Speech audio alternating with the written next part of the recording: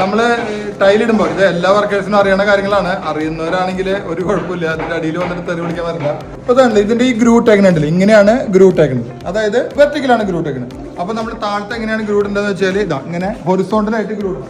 എങ്ങനെയാണോ നമ്മള് ടൈലിന്റെ ബാക്കിൽ ഗ്രൂ ടേക്കുന്നത് അതിന്റെ ഓപ്പോസിറ്റ് ഇടണം. എന്നിട്ട് ഇതുകൊണ്ട് ഇങ്ങനെ 4 അടിച്ച് തീരില്ല, വൈബ്രേറ്റർ ഉപയോഗിച്ചിട്ട് ഇങ്ങനെ.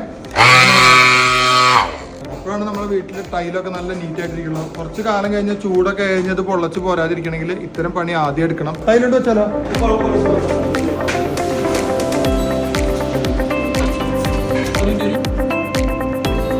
ഈ ഒരു ട്രാവല് കൊണ്ട് നമ്മൾ ഇതുപോലെ ചെയ്യുമ്പോൾ അധികം ഗമ്മ് കുറെ ഉപയോഗിക്കേണ്ടില്ല, കറക്റ്റ് ലെവലായിട്ട് കിട്ടും.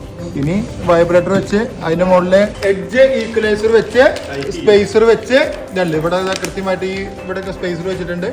എന്നിട്ട് ഇത് ടൈൽ കാച്ചറുകൊണ്ട് വലിച്ചടിപ്പിച്ച് കറക്റ്റായിട്ട് കണ്ടു. ഇതൊരു വലിയ ടൈലാണ്, 6-4 ടൈലൊക്കെ ഇങ്ങനെ ഉണ്ടെങ്കിൽ ഇത്രയും പണിയുണ്ട്. അത്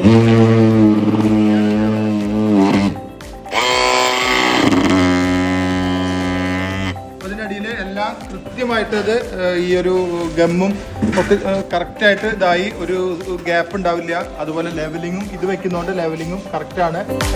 ഇതിപ്പോൾ വർക്ക് ചെയ്യുന്ന സമയങ്ങളിൽ ചെയ്യണം. വർക്കൊക്കെ കഴിഞ്ഞിട്ട് കുറച്ച് കാലം കഴിഞ്ഞിട്ട് ഇനിയൊന്ന് ഈക്വലൈസർ ചെയ്യാന്ന് വെച്ചാൽ നടക്കില്ല, നടപടിയാണ് കേസല്ല.